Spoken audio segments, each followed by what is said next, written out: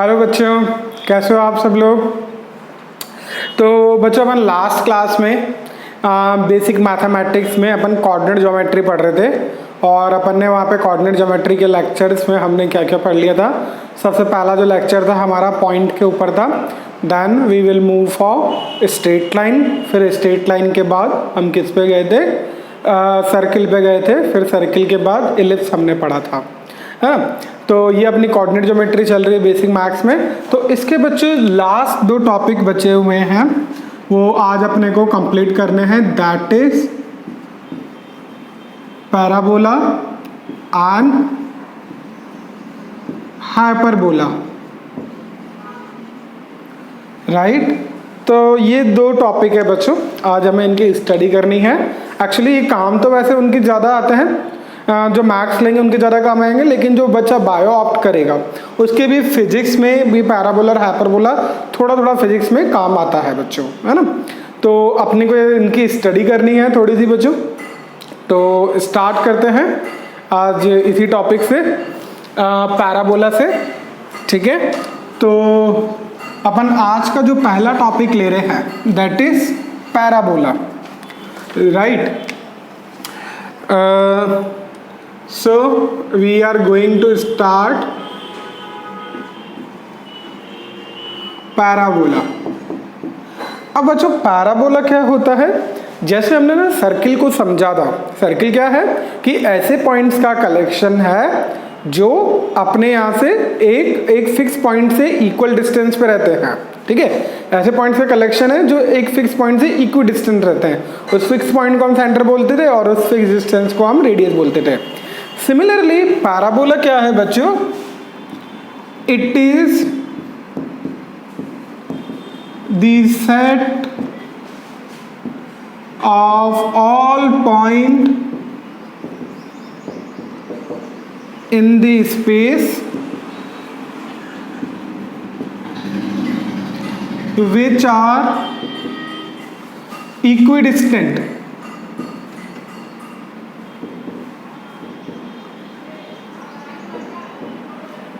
which are equidistant from a fixed point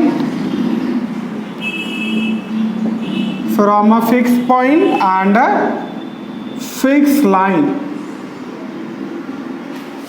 from a fixed point and a fixed line, ठीक है।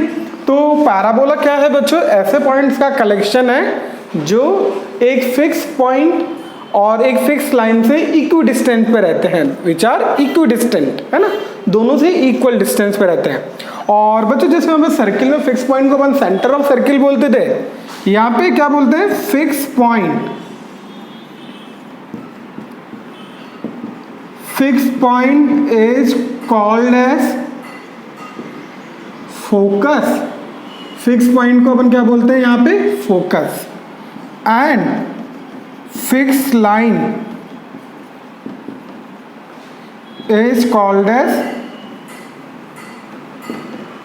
Directrix,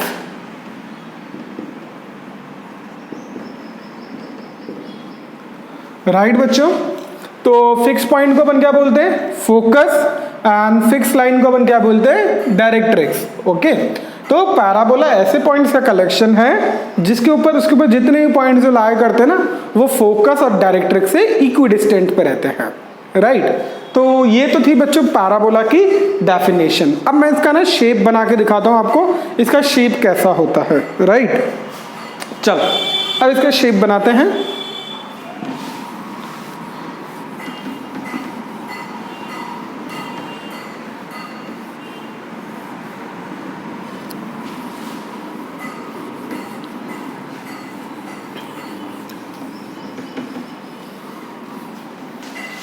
तो अभी अपन क्या पढ़ रहे हैं बच्चों, वो लिख लेते हैं पहला पैराबोला। कौन बोला, पैराबोला, राइट। अब बच्चों अपन ने पहले इसकी डेफिनेशन देखी थी, अब अपन है ना इसका डायग्राम देख लेते कैसा होता है। इसका शेप है ना बच्चों कुछ इस तरीके का होता है। यहाँ ये इसका माउथ होता है और ये आगे जब बढ़ता है ना ओपन बड़ा होता जाता है, ठीक है। तो कुछ इस तरीके का शेप होता है पैराबोला का, राइट। अब अपन ना इसको थोड़ा ढंग से समझते हैं, कहाँ इसकी डायरेक्ट्रिक्स होती है, कहाँ क्या होती है। तो उन सारे केसेस के लिए ना अपन जो पैराबोला ले रहे हैं ना, स्टैंडर्ड पैराबोला ले रहे हैं, राइट। ये आपकी कोऑर्डिनेट एक्सिस है, एक्स और वाई। ये पैराबोला कुछ इस तरीके से आएगा, इस तरीके का ये पैराबोला है। ये तो आपकी कोऑर्डिनेट एक्सिस हो गई, एक्स और वाई एक्सिस। ये आपका ओरिजिन हो गया। अब बच्चों इसके ऊपर कोई भी पॉइंट लोगे ना, वो एक फिक्स पॉइंट, ये फिक्स पॉइंट क्या होता है, फोकस। इसके कोऑर्डिनेट मैंने बोल दिए C,0 या A,0 ले लेते हैं, हटाओ।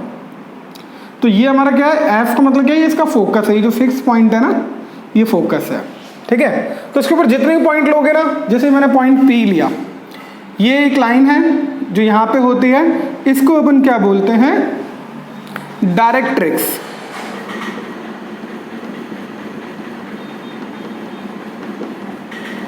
ठीक है। और यहाँ पे F क्या है बच्चों, ये फोकस है, राइट। ये फोकस है, ये डायरेक्ट्रिक्स है। अब डेफिनेशन क्या कहती है पैराबोला की, कि इसके ऊपर कोई भी पॉइंट P लो जिसके कोऑर्डिनेट x, y होंगे, तो इस पॉइंट P का F से डिस्टेंस और पॉइंट P का इस लाइन से जो परपेंडिकुलर डिस्टेंस होगा वो इक्वल आएगा। मान लो ये m है, ठीक है। तो ये क्या आता है, PM is equals to PF। That is the definition of parabola. कि इसके ऊपर कोई भी पॉइंट लेंगे, मैंने ये पॉइंट P वेरिएबल लिया है, तो ये पॉइंट P इससे और इससे इक्वल डिस्टेंस पे होगा, दोनों का डिस्टेंस सेम होगा। अब डिस्टेंस कैसे निकालेंगे बच्चों, यहाँ पे जो डिस्टेंस फॉर्मूला अप्लाई कर देंगे, और यहाँ से लाइन से कैसे डिस्टेंस निकालेंगे, इस डायरेक्ट्रिक्स की लाइन क्या है, डायरेक्ट्रिक्स क्या है, एक स्ट्रेट लाइन है, तो इस स्ट्रेट लाइन की हमें इक्वेशन पता होना चाहिए, तब उससे डिस्टेंस आ जाएगा, राइट। तो that is the definition of parabola. इस पॉइंट को अपन क्या बोलते हैं, फोकस, फिक्स पॉइंट जो होता है इसका, राइट। और ये क्या होती है बच्चों, इसकी डायरेक्ट्रिक्स। तो बच्चों अपन ने ये जो पैराबोला लिया है ना बच्चों, ये अपन ने क्या लिया है, स्टैंडर्ड पैराबोला लिया है। स्टैंडर्ड पैराबोला का मीनिंग क्या है कि इसका जो ये वर्टेक्स है, अच्छा जहाँ पे ये एक्सिस को काटता है, इसको अपन क्या बोलते हैं, इसका वर्टेक्स, है ना। तो इसका जो ये वर्टेक्स है बच्चों, वो कहाँ पर है, ओरिजिन पे है, राइट। वर्टेक्स कहाँ है, ओरिजिन पे है, और फोकस किस पे है, एक्स एक्सिस पे है। तो ये हमारा कौन सा पैराबोला है, स्टैंडर्ड पैराबोला है, ठीक है। तो बच्चों फोकस समझ में आ गया, हमें डायरेक्ट्रिक्स समझ में आ गई है, पैराबोला समझ में आ गया है, और जिस लाइन पे फोकस लाई करता है उसको अपन क्या बोलते हैं, एक्सिस ऑफ पैराबोला, राइट। जिस लाइन पे फोकस लाई करेगा उसको हम क्या बोलेंगे, एक्सिस ऑफ पैराबोला। क्लियर है बच्चों, कोई दिक्कत नहीं है। तो ये सारी चीजें हैं, PM is equals to PF, that is the definition of parabola, ठीक है। अब बच्चों लास्ट क्लास में मैंने आपको बताया था कि कोई भी ऐसी कर्व होती है तो हम उसको किससे रिप्रेजेंट करते हैं, उसकी इक्वेशन से रिप्रेजेंट करते हैं, राइट। तो अभी अपन का यहाँ पे पर्पस क्या है, इसकी इक्वेशन लिखना, ठीक है, समझ में आया। तो अब हम पैराबोला की इक्वेशन देखेंगे, ठीक है। तो पैराबोला की इक्वेशंस क्या होती है वो अभी अपन स्टडी करेंगे।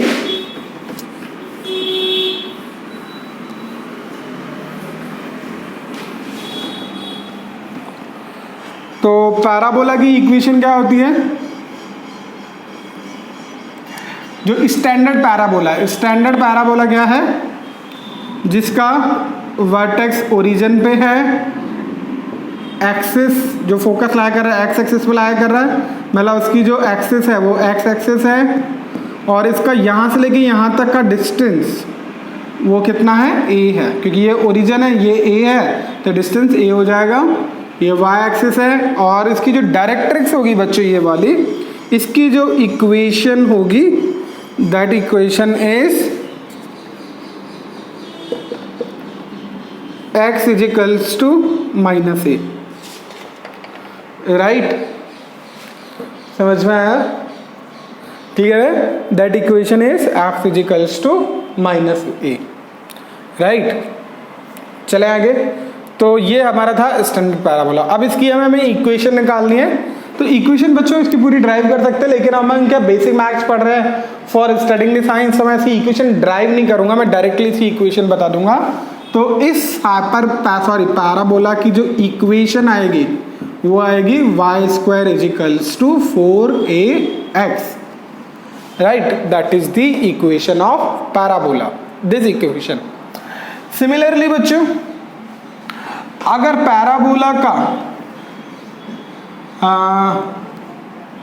माउथ अगर इस साइड ओपन है, ठीक है, ये हमारा एक्स एक्सिस है, ये हमारा वाई एक्सिस है, ठीक है। माउथ अगर इस तरफ ओपन है तो इसकी जो इक्वेशन होगी वो क्या होगी, वाई स्क्वायर माइनस 4ax, और फोकस के जो कोऑर्डिनेट होंगे -a,0 आ जाएंगे, और जो डायरेक्ट्रिक्स होगी हमारी वो आ जाएगी x इजिकल्स टू a पे।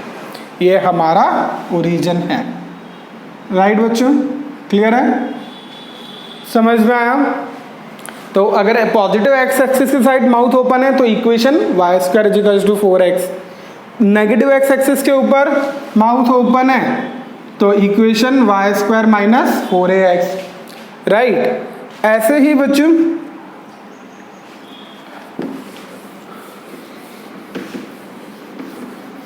ऐसे ही अगर हमारा माउथ, पैराबोला का जो माउथ है बच्चों वो ऊपर की तरफ पॉजिटिव वाई एक्सिस की तरफ ओपन है, तो इसकी इक्वेशन क्या होगी वो एक बार हम देख रहे हैं। तो अगर पैराबोला ऐसा है, ये हमारी वाई एक्सिस है, तो इसकी इक्वेशन होगी x square is equals to 4ay, और अगर ऐसा है तो ये इक्वेशन हो जाएगी x square is equals to -4ay, right. ये इक्वेशन है, समझ में आया, और ये ओरिजिन है, राइट। अब इसके फोकस के कोऑर्डिनेट लिखना चाहें तो इसके फोकस के कोऑर्डिनेट बच्चों हो जाएंगे 0,a, और इसके फोकस के coordinate 0,-a, right. Similarly directrix इस वाले पैराबोला की इधर आएगी, ठीक है, तो मैं उसको डॉटेड बना रहा हूँ। तो इस वाले पैराबोला की जो डायरेक्ट्रिक्स आएगी वो आ जाएगी y इजिकल्स टू -a, ठीक है। एंड सिमिलरली इस वाले पैराबोला की डायरेक्ट्रिक्स यहाँ ऊपर आएगी और वो हो जाएगी y equals to +a, right. तो बच्चों ये वाले थे पैराबोला जिनके माउथ ऊपर की तरफ ओपन है। बच्चों ये इक्वेशन आपको सिमिलर दिख रही है, that is a quadratic equation, है ना। इसको जब 4a को इधर डिवाइड करेंगे तो y इजिकल से क्या आ जाएगा, एक्स स्क्वायर बाय 4a, और 4a की वैल्यू लेटर सपोज कुछ भी रख दी हमने, 1 रख दी, तो वो क्या हो जाएगा x square bye 4। So that is a kind of quadratic equation. तो क्वाड्रेटिक इक्वेशन का जो ग्राफ आता है ना बच्चों, वो क्या होता है, पैराबोलिक ग्राफ होता है, राइट। ये हमें याद रखना है। अब एक्चुअल पैराबोला जरूरी नहीं हर बार यहीं ओरिजिन पे बनेगा, उसका वर्टेक्स वो कहीं भी बन सकता है, उसके लिए हमें पूरी हायर मैथमेटिक्स स्टडी करनी है, लेकिन हम फॉर द सेक हम बेसिक मैथमेटिक्स के लिए स्टडी कर रहे हैं, तो हम सिर्फ इतना ही समझेंगे कि क्वाड्रेटिक इक्वेशन का जो ग्राफ आएगा वो कैसा आएगा, वो पैराबोलिक ग्राफ होता है। तो एक बार मैं इसको लिख भी देता हूँ, ये तो मैंने जनरल पैराबोला पढ़े, ठीक है। अब मैं एक ये इंपॉर्टेंट पॉइंट है क्योंकि अपने को इसी के बेसिस पे समझना था। The important point is the graph of quadratic equation.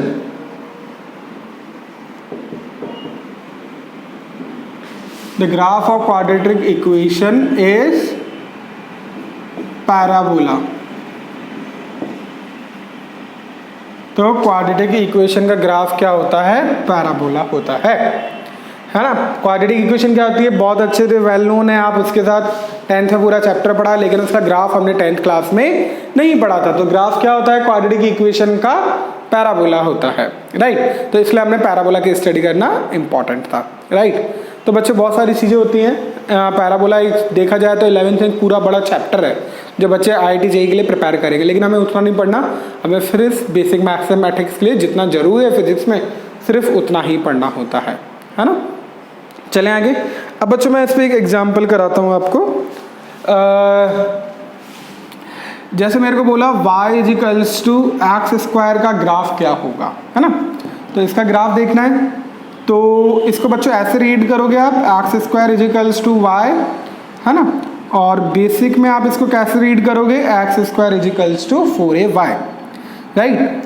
अब 4a की वैल्यू बच्चों इससे आप कंपेयर करोगे तो कितनी आएगी, 1, तो a की वैल्यू 1/4। तो इसका जो ग्राफ आएगा बच्चों वो कैसा आएगा, इस तरीके का ग्राफ आएगा, क्योंकि स्टैंडर्ड पैराबोला है ना। ऊपर की तरफ माउथ ओपन आएगा और फोकस के कोऑर्डिनेट कहाँ होंगे बच्चों, यहाँ पे होंगे। तो ये कितने हो जाएंगे, 0,1/4। डायरेक्ट्रिक्स की इक्वेशन लिखनी है तो वो क्या हो जाएगी, y = -1/4, right. So this is how to draw the graph from the equation of parabola. इस तरीके से बच्चों अपन को समझना है। यहाँ से ये हमारे फोकस के कोऑर्डिनेट हैं और ये इसका वर्टेक्स है जो कि ओरिजिन पे है, ये हमारी x एक्सिस है और ये हमारी y एक्सिस है, राइट बच्चों। तो इस तरीके से क्वेश्चन आएंगे फिजिक्स में या केमिस्ट्री में कभी दिखे तो हमें उससे समझना है कि ये ग्राफ कैसा आएगा, पैराबोला आएगा इसका ग्राफ। गॉट इट बच्चों, क्लियर है यहाँ पे, कोई दिक्कत कोई गड़बड़ नहीं है इसमें। चलें आगे, कोई इशू नहीं है, ओके। चलो अपन आगे बढ़ते हैं। ऐसा ही एक क्वेश्चन और देख लेते हैं, इसको मिटा देता हूं मैं।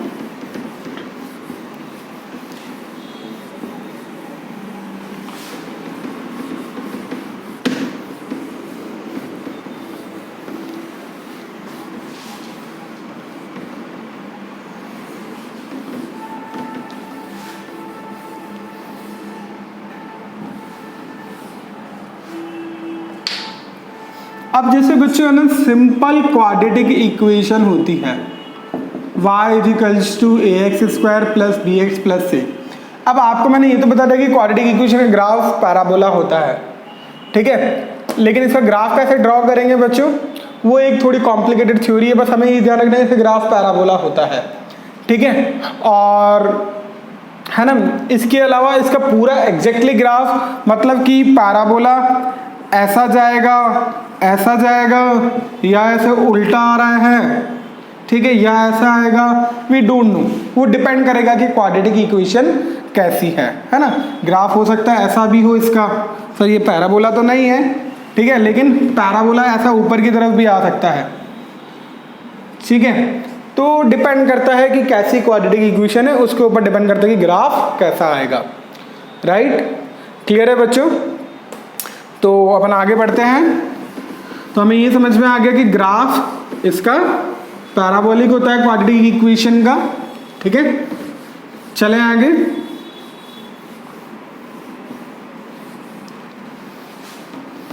नाउ नेक्स्ट एक और क्वेश्चन कर लेते हैं। जैसे y = -x², इसका ग्राफ बनाते हैं। तो इसको आप क्या करोगे, x² = -y। तो इसका ग्राफ कैसा होगा बच्चों, इस तरीके से नीचे की तरफ होगा और फोकस के कोऑर्डिनेट 0,-1/4 जैसे पिछले में किए थे, और डायरेक्ट्रिक्स y = +1/4, राइट। तो इस तरीके से हम ग्राफ ड्रॉ कर सकते हैं, ठीक है बच्चों। क्लियर है यहाँ पे। चलें आगे, कोई दिक्कत नहीं, कोई गड़बड़ नहीं है। चलो, तो ये तो था बच्चों हमारा पैराबोला। अच्छा, एक चीज़ हमने इलिप्स में पढ़ी थी, इलिप्स की एसेंट्रिसिटी बच्चों कितनी होती है, इलिप्स की एसेंट्रिसिटी 0 to 1 के बीच में होती है, ठीक है। यहाँ पे पैराबोला के केस में एसेंट्रिसिटी की जो वैल्यू होती है वो 1 होती है। एसेंट्रिसिटी बच्चों हमने क्या पढ़ा था, distance from vertex to focus upon eccentricity की वैल्यू हमने क्या पढ़ी थी, c/a पढ़ी थी। और c क्या था, distance from centre to focus and distance from centre to vertex. यहाँ पे मैं लिख भी देता हूँ, डिस्टेंस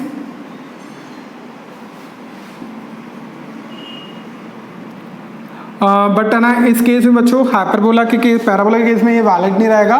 तो आपको बस सिंपली है ना याद रखना है कि e की वैल्यू पैराबोला के केस में 1 रहती है। यानी डेफिनेशन होती तो यही है, लेकिन पैराबोला के केस में सेंटर डिफाइन नहीं करते हैं। तो हमें इसलिए हम एसेंट्रिसिटी डायरेक्टली याद रखेंगे कि इसकी कितनी होती है, 1 होती है, राइट। चलें आगे। सो that is the eccentricity in case of parabola, right. तो बच्चों हमने पैराबोला की 4 इक्वेशन देखी और चारों के लिए ग्राफ देखा कैसा बनेगा, ठीक है, उनके फोकस कहाँ होंगे और इसके ऊपर 1-2 अपन ने एग्जाम्पल भी किए। अब हम एक बार हाइपरबोला देख लेते हैं बच्चों क्या होता है, ठीक है। So now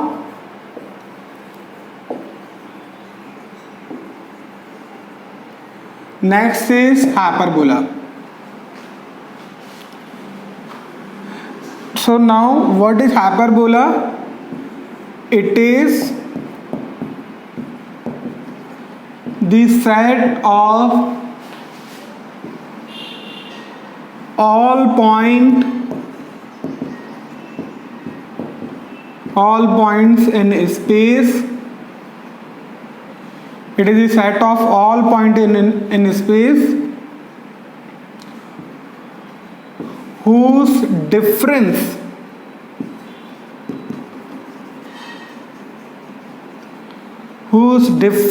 from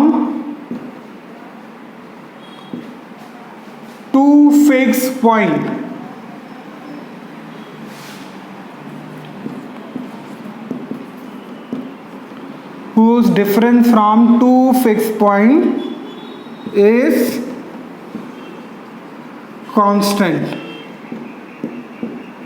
right. जैसे इलिप्स का था ना कि sum of distance from 2 fix point is constant, वैसे ही हाइपरबोला के केस में क्या होता है कि difference from 2 fix point is constant, है ना। तो that is the definition of hyperbola, है ना। अब इसके बच्चों अपन है ना एक बार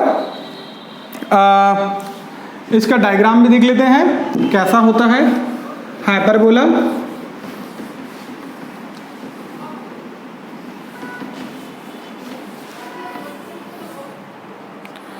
तो बच्चों हाइपरबोला जो होता है ना, हम वाला स्टैंडर्ड हाइपरबोला देख रहे हैं, वो इस तरीके का होता है। दिखने में थोड़ा थोड़ा शेप पैराबोला की तरह दिखता है, लेकिन एग्जैक्टली सेम नहीं होता, शेप थोड़ा अलग होता है, तभी इसको हाइपरबोला बोला, उसको पैराबोला बोला है, ठीक है। So that is the hyperbola. इन दोनों कर्व को कंबाइन हाइपरबोला बोलते हैं, है ना। और जो इनकी इक्वेशन आती है बच्चों हाइपरबोला की, x² minus a² y² by b² is equals to 1. That is the equation of hyperbola, right। तो ये y है, ये x है, ये ओरिजिन है, ठीक है।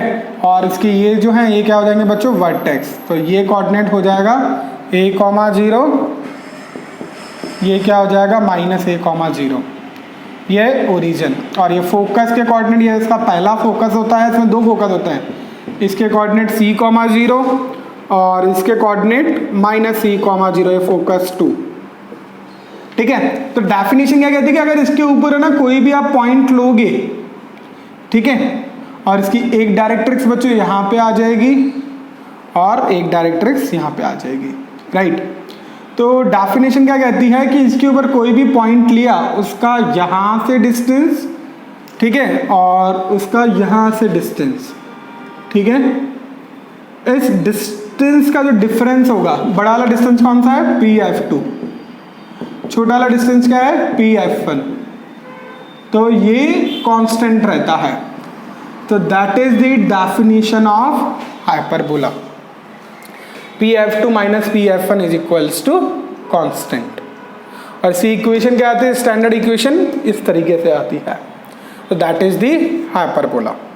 तो हमें याद रखनी है, ठीक है। ज़्यादा हमें इसके ऐसे तो बच्चों देखा जाए तो पूरा चैप्टर एक हाइपरबोला, लेकिन हमें कंप्लीट चैप्टर स्टडी नहीं करना, हमें सिर्फ बेसिक समझना है कि हाइपरबोला क्या होता है, कि है ना, जो डिफरेंस है टू फिक्स पॉइंट से वो हमेशा कांस्टेंट होता है।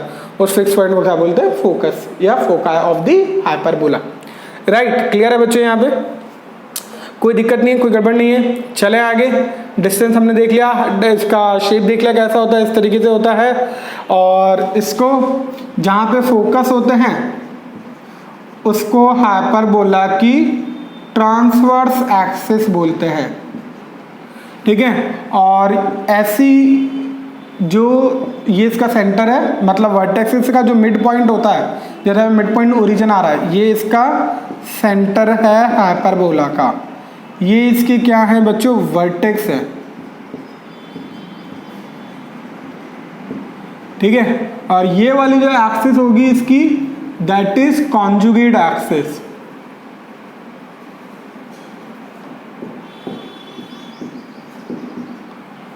राइट, ये ट्रांसफर एक्सिस, ये कॉन्जुगेट एक्सिस।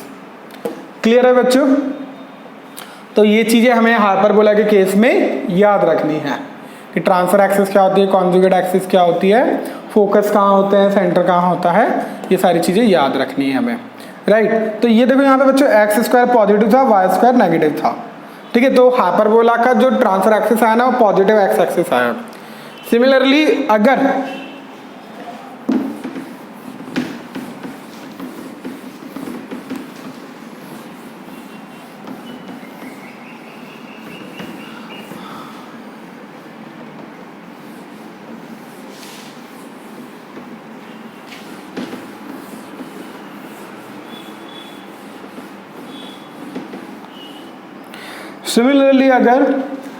अगर ऐसा बनता है हाइपरबोला,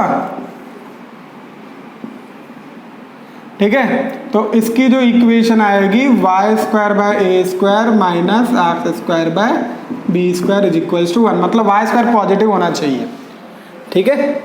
समझ में आया? तो that is the equation of hyperbola. और इसके फोकस के कोऑर्डिनेट आप देखोगे तो 0,c और 0,-c, ये सेंटर इधर ही है।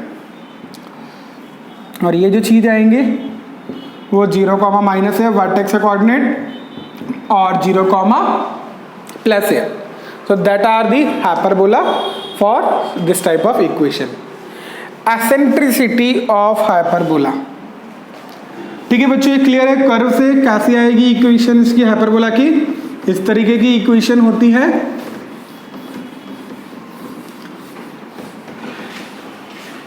राइट, नेक्स्ट है एसेंट्रिसिटी। अब एसेंट्रिसिटी इसकी क्या होती है, वही distance from centre to focus upon distance from centre to vertex, है ना, दैट इज c/a। और इस केस में जो इसकी आती है एसेंट्रिसिटी वो ग्रेटर देन होती है हाइपरबोला के केस में, है ना, ठीक है। ये हम किसके लिए लिख रहे हैं, हाइपरबोला के लिए। तो हाइपरबोला की एसेंट्रिसिटी हमेशा 1 से बड़ी होती है। राइट, हमें इतना समझना है। ओके बच्चों, क्लियर है? चले आगे, याद रखना हमें डायरेक्टली। चलो नेक्स्ट है बच्चों इंपॉर्टेंट टाइप का hyperbola, that is rectangular hyperbola. ये थोड़ा इंपॉर्टेंट है क्योंकि आपके फिजिक्स में काम होता है रेक्टेंगुलर हाइपरबोला।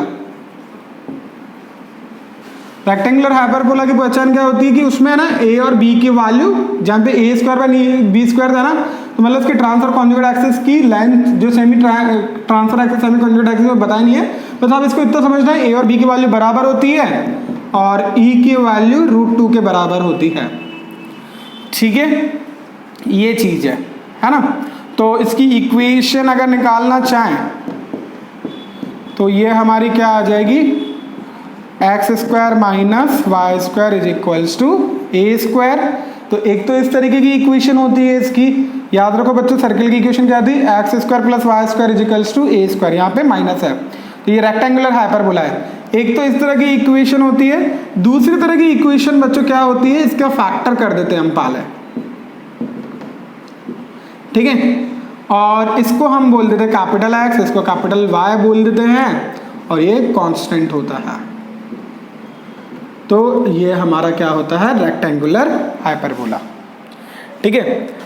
अगर आपको कहीं भी, तो ये समझ में आ गया बच्चों, कहीं भी आपको ऐसा दिखता है x y is equals to constant, so that is again equation of rectangular hyperbola, ठीक है। अगर ऐसा दिखाई देता है तो हमें क्या समझना है, ये इक्वेशन किसकी है, रेक्टेंगुलर हाइपरबोला की। ये ऐसा बनेगा, इसका जो डायग्राम आएगा वो ऐसा आएगा, ये हमारी एक्स एक्सिस है और ये हमारी वाई एक्सिस है, तो इस तरीके से डायग्राम बनता है इसका, राइट। ये फिजिक्स में आपके बहुत काम आने वाला है। अगर x y equals to constant relation है, सो व्हाट विल बी